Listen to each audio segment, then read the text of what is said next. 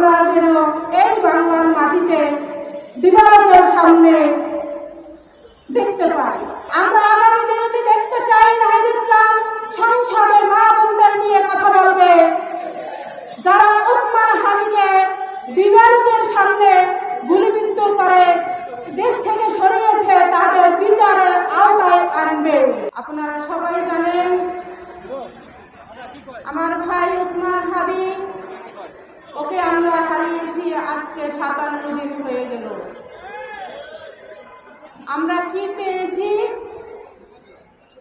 আগামী গেল শুক্রবারেও যাবে, তার সাথে আরো যারা ছিল আহত, তারা আবারও দিবালোকের সামনে গুলিবিদ্ধ হয়েছে। আমরা সকলেই দেখতে পেয়েছি দিবালোকের সামনে বাংলাদেশে গুলি দিয়ে মানুষকে হত্যা করা হয়।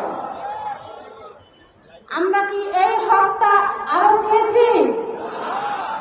আমরা হত্যা বন্ধ করতে যদি চাই তবে কি করতে হবে আমাদের? সেটাই হলো এখানে নাহিদ ইসলামকে জয়যুক্ত করতে হবে। সকল উপস্থিতিকে আমি বলতে চাই, মা বোনরা হাজির আছে এখানে, সকল মুরব্বী আলেম ওলামারা আমার এখানে উপস্থিত আছে। নাহিদ ইসলামকে যদি আমরা জয়যুক্ত না করতে পারি, এর চেয়ে লজ্জার কিছু আর বাংলাদেশে থাকে না। আমরা কি আজকে ওয়াদা করতে পারি নাহিদ ইসলাম এই 11 আসনে জয়যুক্ত হবে? আজকে সিরাজ মিয়ার মাঠে আমরা ওয়াদা করলাম নাহিদ ইসলামকে জয়যুক্ত করবো শাপলা কলি মার্কায়। আমরা আগামী দিনে দেখতে চাই নাহিদ ইসলাম সংসদে মা বোনদের নিয়ে কথা বলবে, যারা ওসমান হাদিকে দিবালোকের সামনে গুলিবিদ্ধ করে দেশ থেকে সরিয়েছে তাদের বিচারের আওতায় আনবে। আমরা এটা সবার কাছ থেকে কাম্য করতে চাই।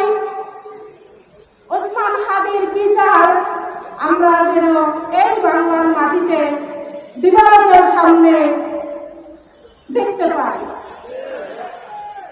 আসসালামু আলাইকুম ওয়া রাহমাতুল্লাহি ওয়া বারাকাতুহু। আমার জন্য সবাই দোয়া করবেন, আপনাদের সকলের জন্য আমার দোয়া করব। ইনকিলাব ইনকিলাব, জিন্দাবাদ জিন্দাবাদ। আমরা সবাই হাজির হব, দূরে দূরে লড়ে যাব। আমরা সবাই হাজির হব।